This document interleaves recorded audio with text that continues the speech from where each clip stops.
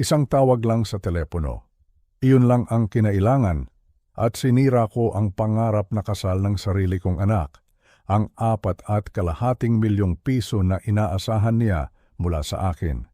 Ang perang pinag-ipunan ko mula sa dugo at pawis sa loob ng 30 taon, wala na, binawi ko. Kinansela ko ang lahat. Ang magarbong venue sa Tagaytay na ipinagmamalaki niya sa lahat. Ang mamahaling pagkain na ipapakain niya sa kanyang mga bisita.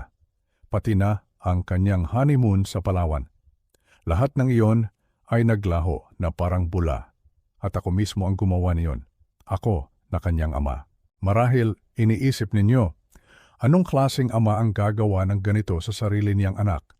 Anong klaseng halimaw ang sisira sa pinakamasayang araw ng kanyang kadugo? Hayaan ninyong ikwento ko kung bakit. Ang lahat ay nagsimula sa isang sobre. Ilang buwan na siyang hindi nagpaparamdam sa akin. Walang tawag, walang text, walang kahit isang, "Kamusta ka na, Itay?" Kaya noong umagang iyon, nang makita ko ang isang makapal at kulay kremang sobre sa ibabaw ng aming lumang mesa na may sulat kamay ng aking anak na si Paulo, umasa ako.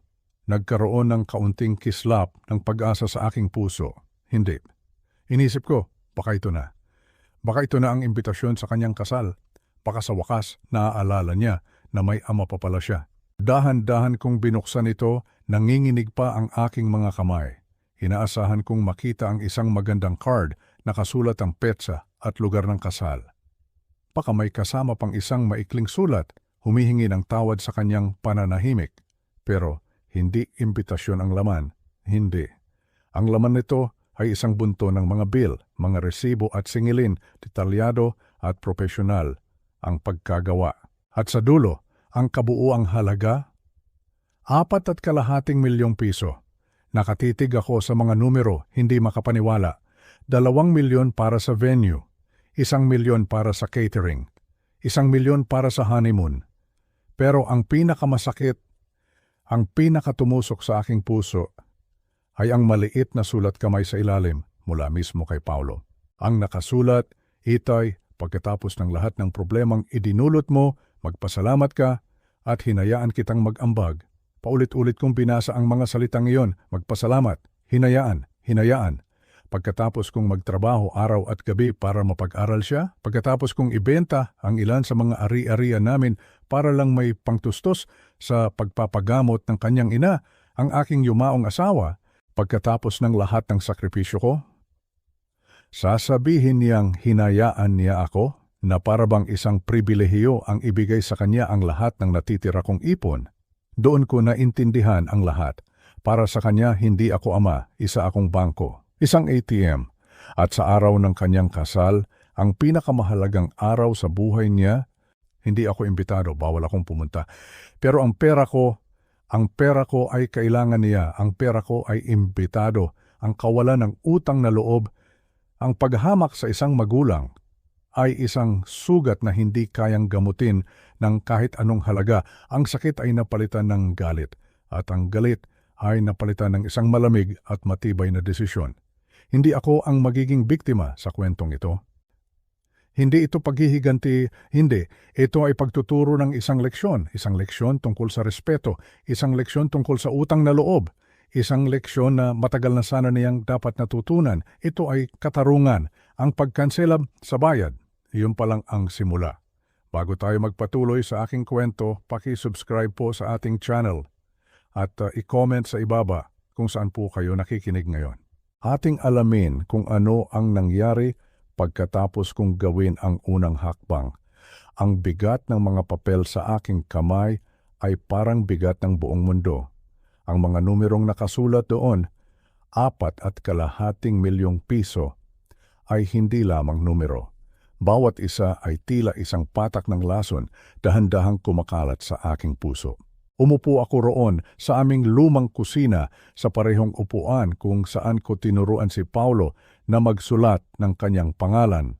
Ang amoy ng lumang kahoy at ng kapeng niluto ko kaninang umaga ay tila hindi nagbago. Ngunit sa isang iglap, ang lahat sa paligid ko ay naging iba. Ang tahanang ito na dating puno ng halakhak at pagmamahal ay biglang napuno ng isang nakabibinging katahimikan. Napatingin ako sa isang naka-frame na litrato sa ibabaw ng maliit na aparador. Si Paulo, mga 7 taong gulang siguro siya noon. Nakangiti, bungal pa ang ngipin sa harap habang buong pagmamalaki niyang iwinawagayway ang isang maliit na tropeyo mula sa kanyang basketball game sa eskwelahan. Naaalala ko pa ang araw na iyon. Umuulan ng malakas pero hindi iyon naging hadlang. Ako ang kanyang coach, ang kanyang numero 1 tagahanga. Pagkatapos ng laro, pinuhat ko siya sa aking mga balikat at sumigaw siya, "Tay, tayo ang pinakamagaling sa buong mundo."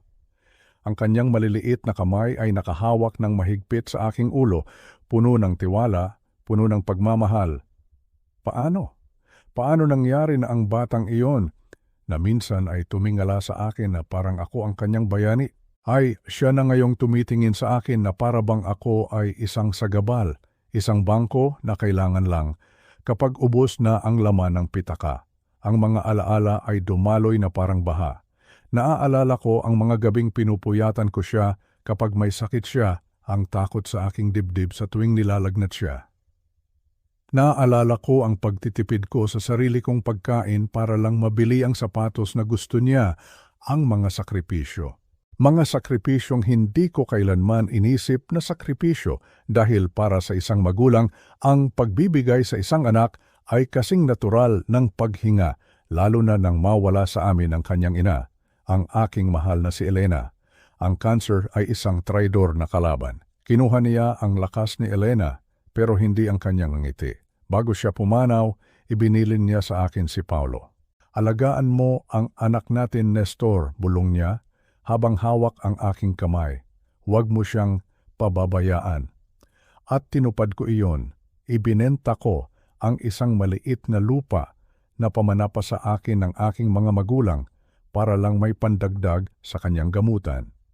Ginamit ko ang lahat ng aking ipon. Nagtrabaho ako ng doble kayod. Ginawa ko ang lahat hindi lang para kay Elena, kundi para kay Paulo, para hindi niya maramdaman na may kulang. Pero para sa kanya kulang pa rin pala. Ang lahat ng ginawa ko ay kulang pa rin. Ang mga salita sa sulat ay bumalik sa aking isipan paulit-ulit na parang sirang plaka. Magpasalamat ka at hinayaan kitang mag-ambag. Hinayaan, isang salita. Pero ang bigat nito ay parang isang malaking bato na dumagan sa aking pagkatao. Para bang ang lahat ng aking paghihirap ay isang pabor na ipinagkaloob niya sa akin. Ang pagiging ama ko ay isang transaksyon na lang. Doon sa gitna ng katahimikan ng kusina, ang kirot ay nagsimulang magbago. Ang lungkot ay dahan-dahang nag-init, naging galit. Isang galit na hindi maingay, hindi mapusok. Isang galit na malamig. Isang galit na malinaw. Hindi ako iiyak. Hindi ako magmamakaawa. Hindi ko hahayaang tapak-tapakan niya ang alaala ng kanyang ina at ang lahat ng aking sakripisyo. Tumayo ako mula sa pagkakaupo. Ang mga tuhod ko ay medyo nanghina, tanda ng aking edad, ngunit ang aking kalooban ay tumatag. Lumapit ako sa lababo at tiningnan ang aking refleksyon sa bintana. Ang nakita ko ay hindi isang matandang talunan. Ang nakita ko ay isang ama. Isang ama na minamahal ang kanyang anak, oo, ngunit isang ama na may dignidad. At ang dignidad na iyon ay hindi niya pwedeng bilhin. Hindi niya pwedeng kunin. Hindi ko ibibigay. Ngumiti ako sa aking refleksyon. Isang nangiti na hindi masaya. Isang nangiti ng desisyon. Kung gusto niya ng perpektong kasal, ibibigay ko sa kanya ang kabaligtaran. Kung akala niya ay kaya niya akong kontrolin gamit ang pera, ipapakita ko sa kanya kung ano ang tunay na kapangyarihan. Ito na ang simula. Ang simula ng kanyang bangungot. Ang desisyon ay parang isang apoy na nagsimulang magliyab sa aking dibdib. Sa mga sumunod na oras, hindi na ako ang malungkot na matandang nakaupo lang at nagmumuni-muni. Ang bawat sulok ng bahay ay tila nagpapaalala sa akin kung bakit ko kailangang gawin ito. Ang bawat alaala ay hindi na nagdudulot ng lungkot, kundi ng karagdagang panggatong sa aking determinasyon. Doon ko napagtanto na ang sulat at ang bill ay hindi isang biglaang pangyayari. Ito ay resulta ng maraming taon ng maliliit na pagwawalang bahala. ng paunti-unting pagkalimot ng dahan-dahang pagkasira ng aming relasyon. Naalala ko ang isang gabi, halos isang taon pagkatapos mailibing si Elena. Tumawag si Paulo. Ang boses niya ay malamig, walang emosyon. Sinabi niya sa akin, "Itay, kung sana mas malaki lang ang kinikita mo noon, baka nakuha sana ni Inay ang pinakamagaling na pagpapagamot. Baka nandito pa siya ngayon." Ang mga salitang iyon ay parang isang punyal na itinarak sa aking likod at pinihit. Hindi niya alam, o marahil ayaw niyang alamin. Ang mga gabing hindi ako natutulog dahil sa pag-aalala. Ang mga araw na lumiliban ako sa trabaho para lang samahan si Elena sa ospital, ang pakikipag-away ko sa mga insurance company. Ang kahihiyan ng pangungutang sa mga kaibigan at kamag-anak. Sinubukan kong ipaliwanag sa kanya noon, pero parang nagsasalita ako sa pader. Ang nakikita lang niya ay ang aking mga pagkukulang, ang simpleng bahay namin, ang lumakong sasakyan, ang trabaho ko na hindi kasing glamorous ng sa kanya. Pagkatapos, mayroong Pasko noong nakaraang taon. Sabik na sabik akong dalawin sila sa kanilang bagong condominium sa Makati. Nagluto ako ng paborito niyang bibingka tulad ng laging ginagawa ni Elena tuwing Pasko. Daladala ko iyon na parang isang handog, isang piraso ng aming nakaraan. Pagdating ko roon, si Isabel, ang kanyang mapapangasawa, ay bahagya lang tumingin sa akin mula sa kanyang cellphone. May ibinulong siya kay Paulo at nakita ko ang pagngisi ng aking anak. Sinabi ni Paulo sa akin, "Itay, we're trying to eat healthy now Saka sana nag-text ka muna bago ka pumunta. It's awkward kasi." Awkward. Ako, ang sarili niyang ama ay naging awkward sa kanyang magarbong buhay. Umuwi ako ng maaga noong gabing iyon, dala-dala ang bibingka na hindi man lang nila tinikman.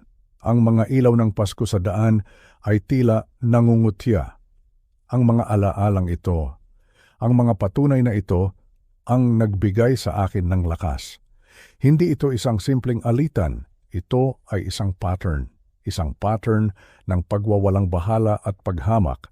Kaya't bago ako gumawa ng kahit ano, kailangan ko munang magplano. Ang isang direktang komprontasyon ay walang saysay.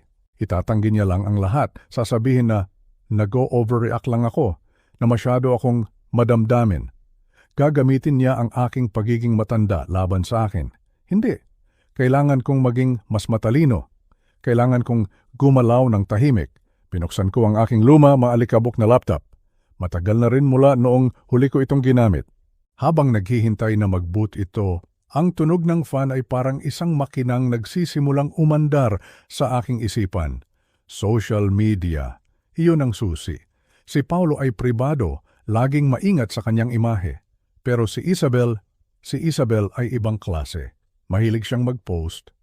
Mahilig siyang ipagmalaki ang lahat. At hindi nga ako nagkamali. Ang kanyang account ay bukas sa lahat. Doon ko nakita ang lahat, parang isang bintana sa kanilang perpektong mundo. Mga larawan ng engagement ring, mga larawan nila sa mga mamahaling restaurant. At syempre, mga detalye ng kasal, ang pangalan ng venue sa Tagaytay, ang pangalan ng catering service, ang sikat na wedding planner. Ang lahat ay nakatag na may mga hashtag tulad ng Host's Dream Wedding at Shast's Blessed. Bawat post ay isang karayom na tumutusok sa akin, pero hindi ko ininda. Sa halip, kumuha ako ng papel at ballpen. Maingat kong isinulat ang bawat pangalan, bawat detalye. Gabi na nang matapos ako. Sa aking harapan ay hindi na isang simpleng listahan. Ito na ang mapa ng kanilang pangarap.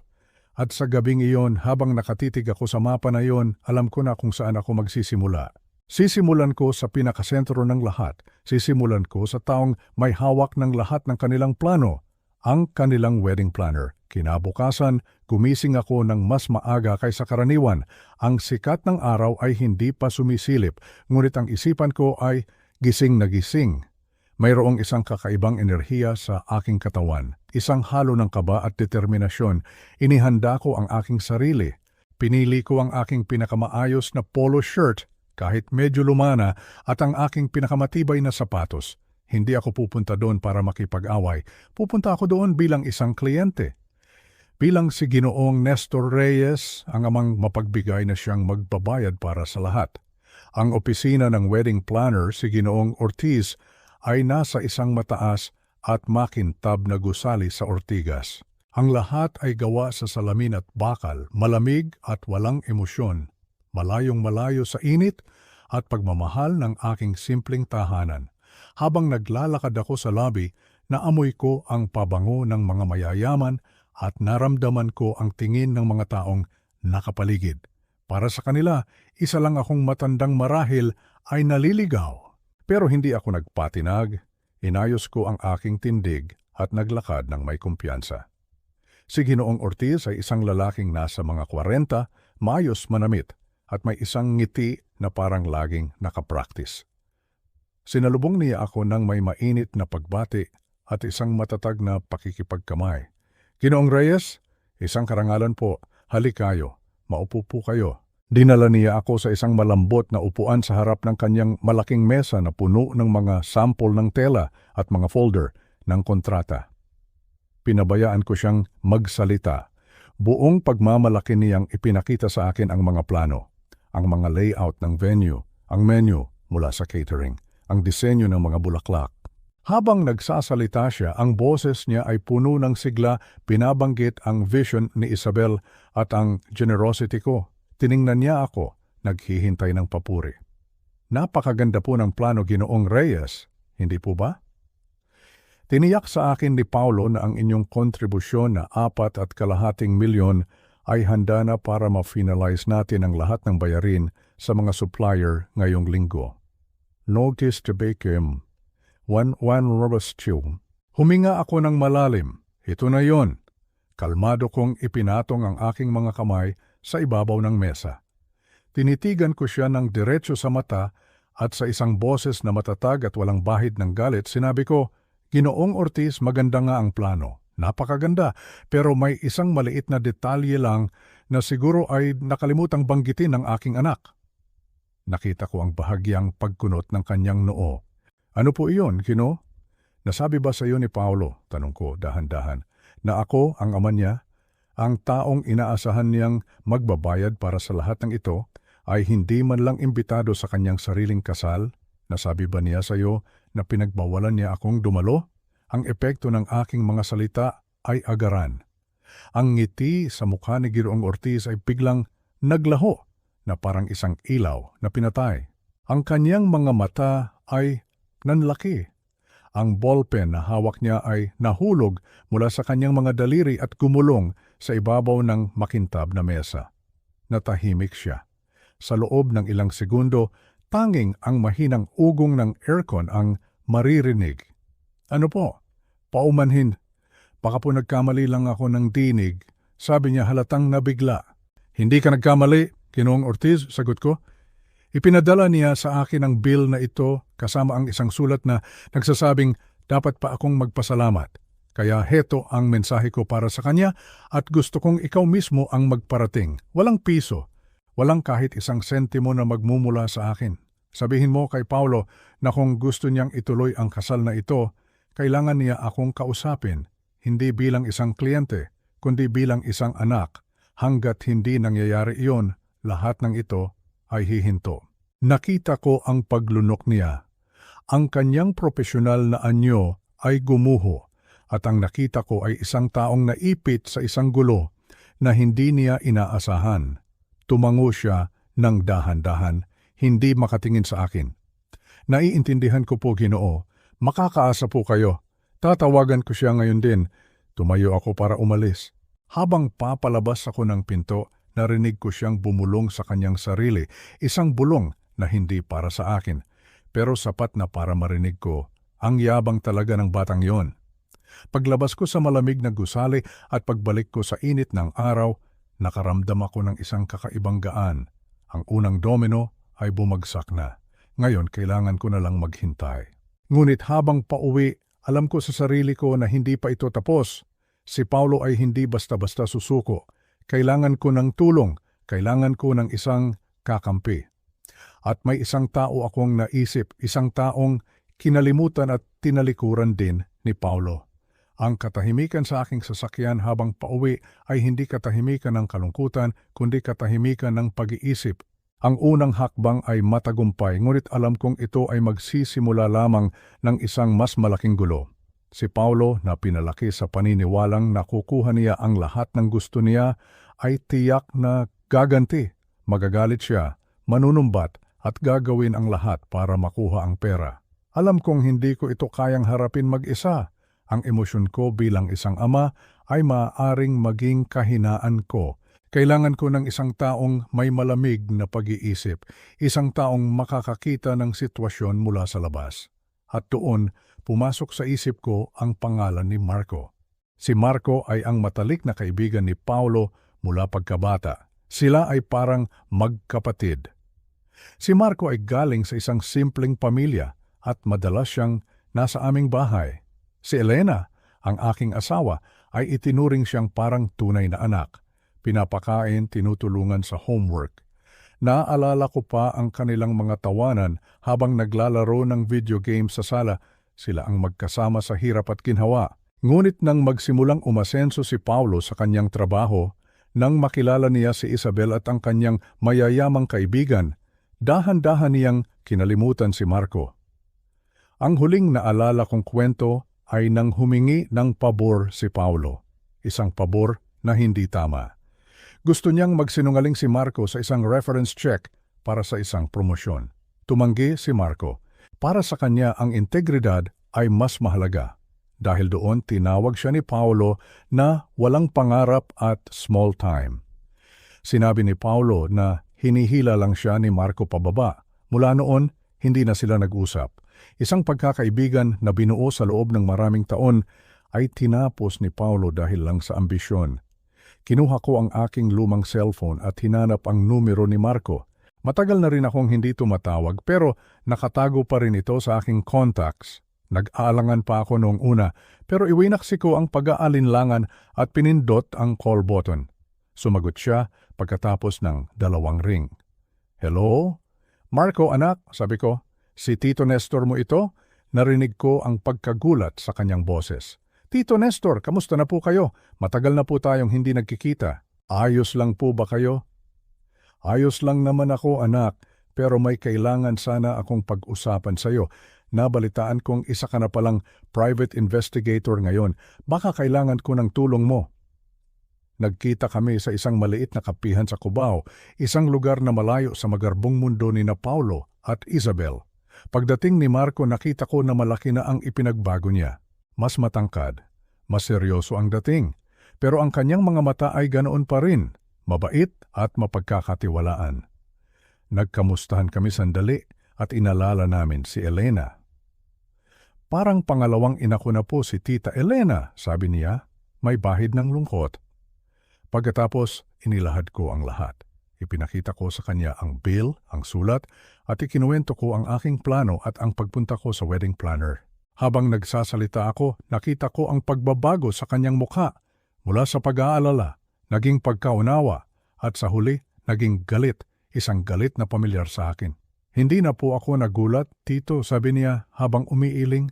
Ganyan na talaga siya, ang pera at ang tingin ng ibang tao, iyon na lang ang mahalaga sa kanya. Ginawa niya rin sa akin iyan ang basta na lang itapo ng isang tao kapag hindi na kailangan. Kaya kailangan kita, Marco, sabi ko. Kailangan ko ng mata at tainga sa araw ng kasal. Kailangan kong idokumento ang lahat ng mangyayari. Kung magkakaroon ng gulo, kung may mga eksena, kailangan kong magkaroon ng ebidensya. Hindi para ipahiya siya sa buong mundo, kundi para protektahan ang sarili ko at para maipakita sa kanya ang resulta ng kanyang mga ginawa. Hindi siya nag-atubili. Tito, para kay Tita Elena at para sa inyo, gagawin ko po, walang bayad. Ituring niyo na lang po itong utang na loob ko sa lahat ng kabutihan ninyo sa akin noon. Sa sandaling iyon, nakaramdam ako ng malaking ginhawa. Hindi na ako nag-iisa sa laban na ito. Mayroon na akong kakampi. Isang kakampi na nasaktan din, isang kakampi na nakakaintindi. Nagplano kami. Siya ang bahala sa surveillance. Kukuha siya ng mga litrato at video. Ako naman ang haharap sa mga tawag at pressure mula kay Paulo. Naghiwalay kami ng may kasunduan. Isang kasunduan na binuo hindi sa pera, kundi sa pinagsamahan, sa respeto at sa isang hangarin na itama ang isang malaking pagkakamali. Habang nagmamaneho ako pauwi, ang ulan ay nagsimulang pumatak. Ngunit sa pagkakataong ito ang tunog ng ulan ay hindi na malungkot. Ito ay parang isang musika. Isang musika na nagsasabing handa na kami para sa paparating na bagyo. Ang kasunduan namin ni Marco ay parang isang kandilang sinindihan sa gitna ng dilim. Nagbigay ito ng liwanag at init sa aking pusong nanlalamig. Ngunit alam namin pareho na ang isang plano ay kasing tibay lamang ng paghahandang kaakibat nito. Kaya kinagabihan, tulad ng aming napag-usapan, dumating si Marco sa aking bahay. Ang ulan sa labas ay mas lumakas pa. Humahampas sa aming mga bintana na tila ba ang kalikasan mismo ay naghuhugas ng lahat ng kasinungalingan. Pagbukas ko ng pinto, dala niya ang isang itim na bag. Hindi ito puno ng mga baril o patalim. Ang laman nito ay mga armas ng modernong panahon, mga armas ng katotohanan. "Tito, handa na po ba kayo?" tanong niya habang pinapagpag ang tubig ulan mula sa kanyang jacket. Tumango ako at pinapasok siya. Sa aming munting sala, sa ilalim ng liwanag ng aming lumang ilaw, inilatag niya ang mga gamit sa ibabaw ng coffee table. May isang maliit na voice recorder, kasing liit lang ng aking hinlalaki. May mga maliliit na camera na kayang-kaya itago sa butones ng damit o sa isang libro. At ipinakita niya sa akin ang mga app sa cellphone na kayang i-record ang bawat tawag at i-save ang bawat text message. "Tito, ang pinaka-importante po sa lahat ay ito," sabi niya, habang itinuturo ang voice recorder. Sa ating batas, legal po ang mag-record ng usapan basta't isa sa mga kasali sa usapan ay may alam dito. At sa pagkakataong ito, ikaw po iyon. Simple lang ang pagtuturo niya, inuulit-ulit para sa isang matandang tulad ko. Pindutin niyo lang po itong pulang butones bago ninyo sagutin ang tawag. At kapag nagsalita na sila, hayaan niyo lang silang magsalita. Pero ang paghahanda namin ay hindi lang tungkol sa teknolohiya. Ang mas mahalaga ay ang paghahanda sa aking isipan at damdamin. Umupo si Marco sa tapat ko, tinitigan ako ng seryoso at sinabi, "Tito, kailangan po kayong maging matatag. Gagamitin ni Paulo ang lahat laban sa inyo. Susumbatan niya kayo. Babaliktarin niya ang kwento. Gagamitin niya ang nakaraan. Gagamitin niya si Tita Elena." Ang pagbanggit sa pangalan ng aking asawa ay parang isang malamig na kamay na humaplos sa aking puso. Sasabihin niya na kasalanan ninyo. Pagpapatuloy ni Marco, ang kanyang boses ay malumanay pero matatag. Sasabihin niya na kung mas naging matagumpay lang sana kayo, baka buhay pa si Tita. Ipaparamdam niya sa inyo na kayo ang may pagkukulang. Ito po ang tinatawag na gaslighting. Huwag po kayong maniniwala. Huwag po kayong magpapadala. Ang mga salita ni Marco ay tumago sa akin. Naalala ko ang isang pangyayari sa ospital ilang araw bago pumanaw si Elena. Nagkaroon ng isang mamahaling gamot na iminungkahi ng doktor, ngunit hindi ito sakop ng insurance. Nagkakahalaga ito ng daan-daang libo. Nagmakaawa ako sa mga kamag-anak, nangutang sa mga kaibigan. Ngunit hindi ko naipon ang sapat na halaga sa tamang oras. Pagkatapos noon, isinumbat yun sa akin ni Paulo. "Hindi mo man lang sinubukan, Itaya," sabi niya. Ang kanyang mga mata ay puno ng paninisi. Hindi niya nakita ang aking pagod, ang aking kahihiyan, ang aking dalamhati. Ang nakita lang niya ay ang resulta, ang pagkukulang. Ikinuwento ko ito kay Marco. Tumango siya na parabang inaasahan na niya ang ganoong kwento. "Kilala ko po siya, Tito. Gagamitin niya ang inyong pagmamahal bilang isang ama, bilang isang armas laban sa inyo. Kaya sa mga susunod na araw, kapag tumawag siya, hindi na po ninyo siya kakausapin bilang ama niya. Kakausapin ninyo siya bilang isang taong kumukuha ng ebidensya." Nagpraktis kami. Si Marco ang gumanap na Paulo. Sinisigawan ako, minamanipula ang aking damdamin. At ako naman, pinipilit kong manatiling kalmado, humihinga ng malalim at sinasabi lang ang mga kinakailangan. Sa bawat pag-ulit nararamdaman kong tumitibay ang aking kalooban. Ang mga paalala ni Marco ay parang isang baluti na isinusuot ko sa aking puso. Bago siya umalis, tinapik niya ang aking balikat. "Utang na loob ko po sa inyo at kay Tita Elena ang lahat, Tito. Hayaan niyo po akong bumawi ngayon. Hindi po kayo nag-iisa dito. Nang gabing iyon, hindi ako halos nakatulog, ngunit hindi dahil sa takot. Ito ay dahil sa paghahanda. Paulit-ulit kong pinindot ang recorder, sinasariwa ang mga itinuro ni Marco. Tinitigan ko ang aking cellphone. Handa na ako. Ang katahimikan sa bahay ay hindi na katahimikan ng kalungkutan.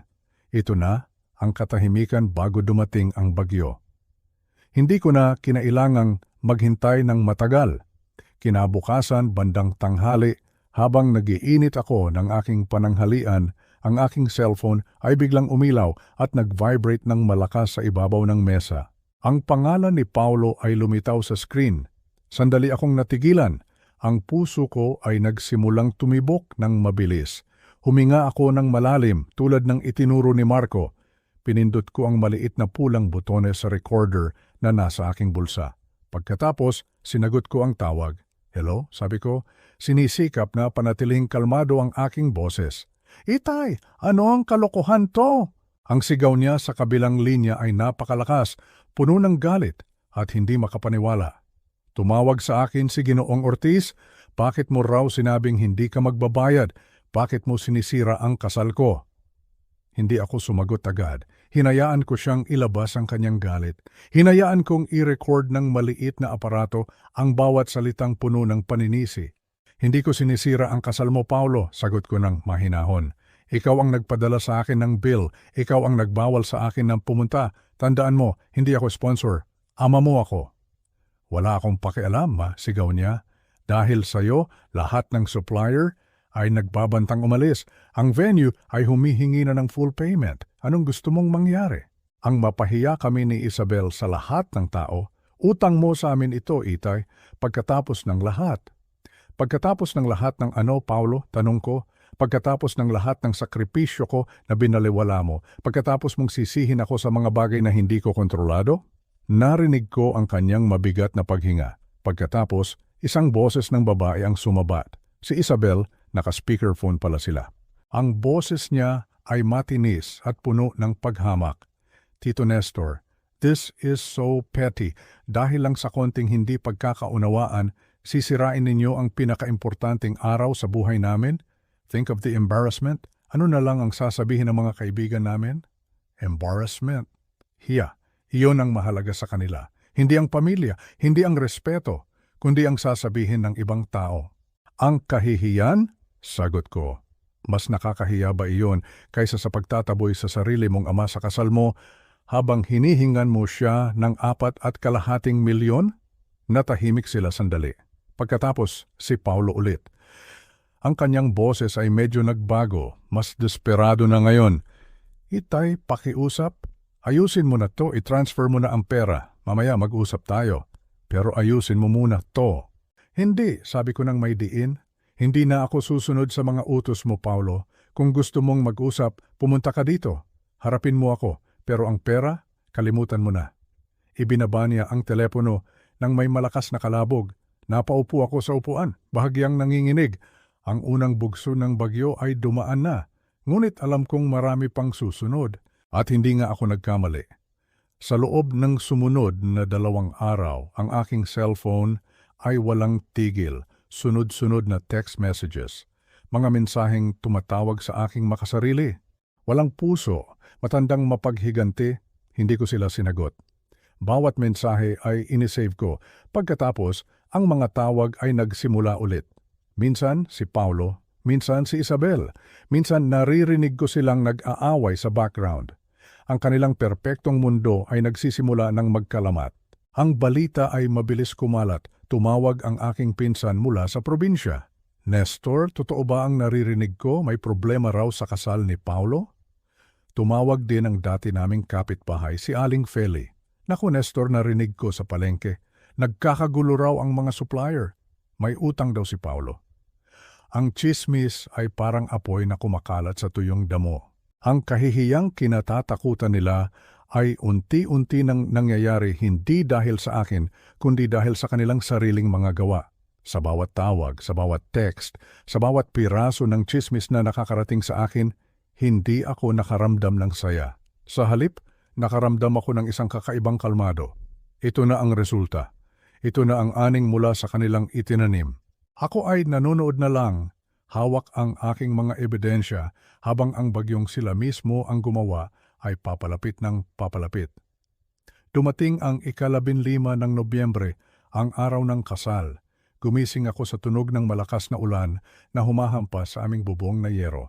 Ang langit ay kulay abo, madilim at tila ba nakikidalamhati o marahil naniningil. Umupo ako sa gilid ng aking kama at pinakinggan ang ulan. Para sa akin ang tunog na iyon ay hindi malungkot. Ito ay parang isang musika para sa araw ng pagsusulit. Nagtimpla ako ng kape at umupo sa sala katabi ng bintana. Ang aking cellphone ay nasa aking tabi, naka-charge ng buo. Ngayon, hindi ako ang bida. Isa lang akong manonood. Ang aking kakampi, si Marco, ang aking magiging mga mata at tainga. Bandang 7:00 ng umaga, dumating ang unang text mula kay Marco. Tito, nandito na po ako sa labas ng venue sa Tagaytay. Umuulan ng malakas. May ilang truck ng supplier na dumarating. Sinundan ito ng isang litrato. Isang truck ng bulaklak nakaparada sa gilid. Ang mga trabahador ay nakatayo lang sa ilalim ng isang waiting shed, tila naghihintay ng kung ano. Lumipas ang isang oras, panibagong text. Tito, mukhang may gulo, narinig ko ang usapan. Hindi pa raw nababayaran ang full amount ng florist. Nag-aaway sila ng coordinator sa telepono. Pagkatapos ng ilang minuto, isa pang litrato. Ang parehong truck ng bulaklak pero ngayon, papaalis na. Dala-dala ang mga pangarap ni Isabel na isang hardin sa loob ng simboryo. Ang mga update ay naging sunod-sunod. Si Marco ay magaling sa kanyang ginagawa. Siya ay parang isang multo. Hindi napapansin, ngunit nakikita ang lahat. 9 a.m. dumating ang catering. Pero hindi nila ibinababa ang mga pagkain. Nakikipag-usap sila sa isang babaeng umiiyak, siguro assistant ng planner. 10 a.m. Umalis na po ang catering tito. May dalang ilang box ng pagkain ng coordinator, siguro para lang may maihain kahit kaunti. Pero ang lechon, ang mga mamahaling putahe, wala na. 11 a.m. ang banda na dapat tutugtog, hindi dumating. Habang binabasa ko ang mga text, ang aking cellphone ay nagsimulang mag-vibrate ng walang tigil. Mga tawag mula kay Paulo, hindi ko sinasagot. Hinayaan ko lang itong mag-ring hanggang sa mapunta sa voicemail, sunod-sunod. 10 missed calls, 15 missed calls. Pinakinggan ko ang isa sa mga voicemail. Ang boses ni Paulo ay hindi nagalit. Ito ay basag, puno ng pagmamakaawa. Itay, pakiusap. Sagutin mo, nagkakagulo na dito. Ang mga bisita, darating na. Walang ayos, walang pagkain. Itay, pakiusap, ipadala mo na ang pera. Kahit kalahati lang muna, pakiusap. Itay, sisirain mo ba talaga ang buhay ko? Pinatay ko ang voicemail. Humigop ako ng kape. Ang pait nito ay tila nagpapalinaw sa aking isipan. Hindi ko sinisira ang buhay niya. Siya ang sumira sa tiwala ko. Bandang tanghali nagsimulang dumating ang mga bisita. Si Marco ay nagpadala ng mga video, mga kotseng humihinto sa entrance. Ang mga pasahero ay naguguluhan. Mga bisitang nakabestida at nakabarong nagkukumpulan sa ilalim ng mga payong, nakatingin sa isang venue na walang buhay. Ang dapat sana'y isang marangyang pagdiriwang ay naging isang eksena ng kalituhan at kahihiyan. Narinig ko sa isang audio clip mula kay Marco ang bulungan ng mga bisita. Anong nangyari? Bakit ganito? Sabi ng isang babae. Narinig ko financial problems daw, sagot ng isa pa, nakakahiya naman. Nag-imbita pa sila kung wala naman palang pera. Ang salitang nakakahiya. Ang salitang pinakakinatatakutan nila. Ngayon, naririnig na nila ito mula sa bibig mismo ng mga taong gusto nilang pahangain. Ang pinakahuling update mula kay Marco ay isang litrato. Isang litrato na kinunan mula sa malayo sa bintana ng venue. Sa loob nakatayo si Isabel. Suot niya ang kanyang puting gown na nagkakahalaga siguro ng daan-daang libo. Ang kanyang mukha ay nakasubsobo sa kanyang mga kamay. Umiiyak. Ang kanyang perpektong araw ay naging isang basang-basang bangungot. Sandali akong nakaramdam ng awa. Isang maliit na kirot sa aking puso para sa babaeng iyon na kahit may kasalanan sa akin ay biktima rin ng kanyang sariling mga pangarap. Ngunit ang alaalang iyon ay mabilis na napalitan ng alaala ng kanyang matapobreng tingin ng kanyang mapanlait na mga salita sa telepono. Ang hustisya, hindi laging mabait. Ang ulan ay lalo pang lumakas. At sa gitna ng ugong ng ulan at ng katahimikan sa aking bahay, alam kong malapit na ang katapusan. Ang huling akto ng dula ay magsisimula na.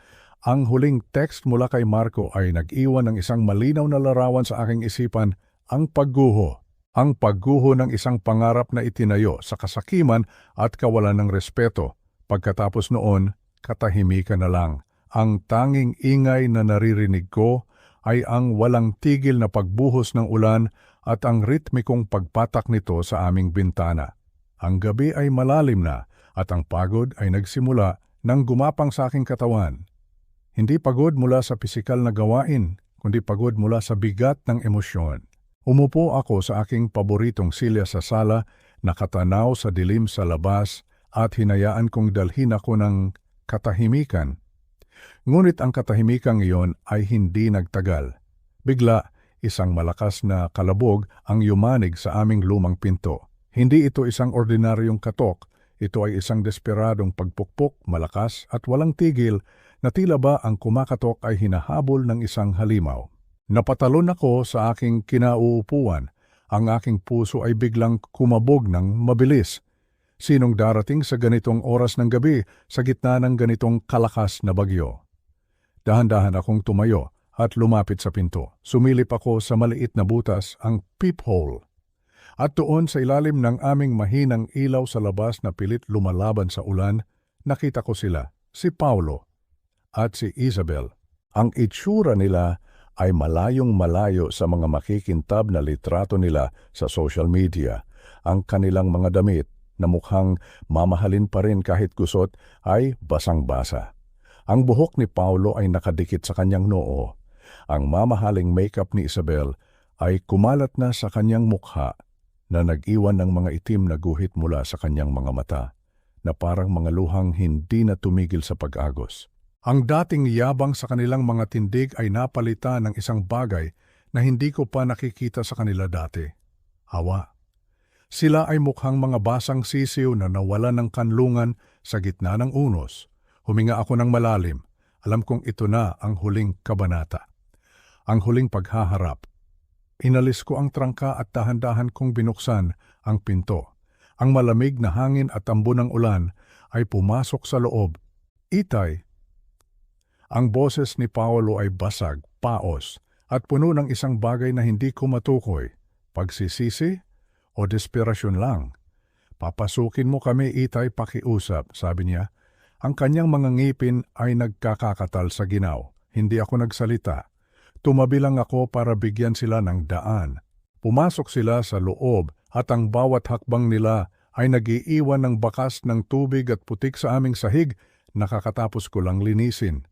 Isang paalala na dinala nila ang kanilang gulo sa loob ng aking tahimik na tahanan. Isinara ko ang pinto at ang ingay ng bagyo sa labas ay biglang humina. Sa loob ng aming sala, tanging ang tunog ng kanilang mabibigat na paghinga at ang pagpatak ng tubig mula sa kanilang mga damit ang maririnig. Sira na ang lahat, Itay, pagsisimula ni Paulo, hindi makatingin sa akin.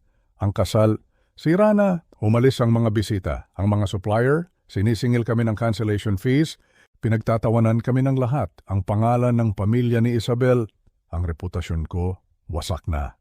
Si Isabel naman ang nagsalita, ang kanyang boses ay nanginginig. Tito Nestor, pakiusap po. Alam kong nagkamali kami, pero may paraan pa po para maisalba ito. Kung ipapadala ninyo po ang pera ngayon kahit kalahati lang, pwede pa naming bayaran ang mga natitirang utang. Pwede pa naming sabihin na nagkaroon lang ng technical problem. Pwede pa naming iligtas ang aming kahihiyan. Kahihiyan. Iyon pa rin ang nasa isip niya. Ang sasabihin ng ibang tao. Tumayo lang ako sa kanilang harapan, nakatiklop ang aking mga braso sa aking dibdib. Pinakinggan ko sila, ngunit ang isip ko ay lumilipad pabalik. Naalala ko ang kanilang mga ngisi noong Pasko. Naaalala ko ang malamig na boses ni Paulo sa telepono. Sinisisi ako sa pagkamatay ni Elena. Naalala ko ang mga salitang nakasulat sa papel. Magpasalamat ka? Isalba? Tanong ko. Ang aking boses ay kalmado, ngunit may bigat. Isalba ang ano, ang pangalan ninyo, ang reputasyon ninyo. Paano naman ang reputasyon ko bilang ama ninyo na itinapon nyo na lang na parang basura? Hindi po ganoon, Tito. Pagsubok ni Isabel. Huwag mo akong tawaging Tito, sabi ko, at sa pagkakataong iyon, tumingin ako ng diretso sa kanya. Hindi mo ako ginalang bilang ama ng iyong mapapangasawa, ginalang mo lang ako bilang isang pitaka. Yumuko siya, walang masabi. Ang atensyon ko ay bumalik kay Paulo. Tulong, yan ang hinihingi ninyo ngayon. Pero nasaan kayo noong ako ang nangailangan ng tulong? Nasaan kayo noong nag-iisa akong nagluluksa para sa nanay ninyo? Nasaan ang tulong mo nung sinisisi mo ako na para bang kasalanan ko ang lahat? Hitay, mali ako, alam ko. Pero pamilya pa rin tayo, di ba? Pagmamakaawa niya, pamilya? Ngumiti ako, isang mapait na ngiti.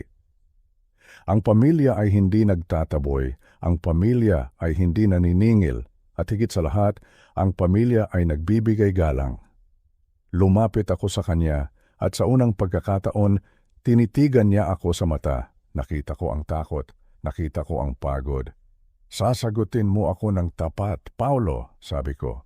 Isang tanong lang, kung ngayon, kung sa sandaling ito, ay wala na akong kahit isang kusing, wala na akong ipon, wala akong bahay, wala akong maibibigay sa iyo. Pahahalagahan mo pa rin ba ako bilang ama mo? Natahimik siya, ang kanyang bibig ay bahagyang bumukas pero walang salitang lumabas. Nakita ko ang pag-aatubili sa kanyang mga mata. At sa kanyang katahimikan, doon ko nahanap ang aking sagot, ang masakit na katotohanan. Hindi, sabi ko. Tinatapos ang kanyang pag-aalinlangan. Hindi, Paulo. Ito na ang huli. Ang perang hinihingi ninyo ay ang presyo ng leksyon na ito. Isang leksyon tungkol sa utang na loob. Isang leksyon tungkol sa kung ano ang tunay na mahalaga sa buhay. At hindi iyon pera. Hindi iyon reputasyon. Naglakad ako patungo sa pinto at muli itong binuksan. Ang hangin at ulan ay muling pumasok, na tila ba tinatawag na sila palabas. Umuwi na kayo, sabi ko. Harapin ninyo ang resulta ng inyong mga ginawa. Matuto kayo mula dito. Iyan na lang ang tanging tulong na maibibigay ko. Sila ay natigilan, talunan, walang pag-asa. Dahan-dahan silang naglakad palabas. Ngunit bago pa sila tuluyang makalabas, bago ko pa maisara ang pinto, huminto si Paulo. Lumingon siya sa akin. Ang kanyang mukha ay basang-basa. Hindi ko na alam kung dahil sa ulan o dahil sa luha. Sandali, Itay, sabi niya, ang kanyang boses ay isang bulong na halos hindi ko na marinig. Pinagsisisihan ko na lahat ng ito. Pagkatapos, tumalikod na siya at sumunod kay Isabel na wala sa dilim at sa lakas ng ulan. Isinara ko ang pinto. Ang huling tunog na narinig ko ay ang pagsara ng trangka na nagbigay ng isang pakiramdam ng tuldok. Isang katapusan. Nakatayo ako roon ng matagal sa gitna ng aking sala, nakikinig sa bagyo sa labas. Ngunit sa loob ko, sa loob ng aking puso, sa wakas, ay may katahimikan. Ang mga huling salita ni Paulo, ang kanyang bulong ng pagsisisi, ay nanatili sa aking isipan habang nakatayo ako sa sala. Pagkatapos kong isara ang pinto, ang bigat na matagal ko nang pinapasan sa aking dibdib ay tila biglang gumaan. Ang bagyo sa labas ay nagpatuloy pa rin sa pagbuhos, ngunit sa loob ko, sa kaibuturan ng aking puso, ay may isang kakaibang kapayapaan. Kinabukasan, gumising ako sa isang bagay na matagal ko nang hindi nakikita. Sikat ng araw, tumila na ang ulan, ang hangin ay sariwa, at ang langit ay malinis na para bang hinugasan ng bagyo ang lahat ng dumi at kalungkutan. Habang nagtitimpla ako ng kape, tumunog ang aking cellphone. Si Marco. Tito, tapos na po ang lahat, sabi niya sa kabilang linya. Ang boses niya ay magaan. Kumpirmado na po. Tuluyan nang nakansela ang lahat. Sira ang kanilang reputasyon pero ang kwento ninyo, ang paninindigan ninyo, ay kumalat. May mga bagong kliyente na tumatawag sa akin, Tito. Sabi nila, Humanga sila sa ginawa ninyo. Nagpasalamat ako sa kanya, isang pasasalamat na mula sa puso. Pagkatapos ng tawag na iyon, kinuha ko ang sobre na ipinadala ni Paulo, ang sobre na nagsimula ng lahat. Kinuha ko ang bill, ang listahan ng mga pangarap na itinayo sa kasakiman. Pumunta ako sa aming munting hardin sa likod bahay, sa lugar kung saan kami madalas magkape ni Elena. Kumuha ako ng posporo at isa-isang sinindihan ang mga papel. Pinanood ko ang paglamon ng apoy sa mga numero, sa mga salita, hanggang sa maging abo na lang ang lahat. Ang usok ay umakyat sa langit at kasama nito ang lahat ng sakit, lahat ng galit. Ito ay hindi paghihiganti, ito ay paglaya. Sa mga sumunod na araw, ang aking bahay ay tila muling nabuhay. Ang katahimikan ay hindi na nakakalungkot, ito ay payapa. May mga dating kaibigan na muling tumawag para mga musta, may mga kapitbahay na ngumingiti sa akin sa tuwing ako'y lalabas. Ang aking anak, hindi ko na siya muling nakausap. Hindi ko alam kung ano ang nangyari sa kanila ni Isabel. Ngunit umaasa ako, taimtim akong umaasa, na ang aral na kanilang natutunan sa gitna ng unos ay mananatili. Ang pagsisisi ay isang buto. Nasa kanila na kung ito ay kanilang didiligan para lumago. Isang hapon, habang nakaupo ako sa labas at pinapanood ang paglubog ng araw, naramdaman ko ang isang bagay na matagal nang nawala. Hindi ito kayamanan, hindi ito tagumpay, ito ay dignidad. Ang aking dignidad bilang isang tao at bilang isang ama. At habang ang ginintuang liwanag ng araw ay humahaplos sa aking mukha, alam ko na handa na akong magsimula muli. Isang bagong kabanata, isang mas tahimik at mas tunay na buhay.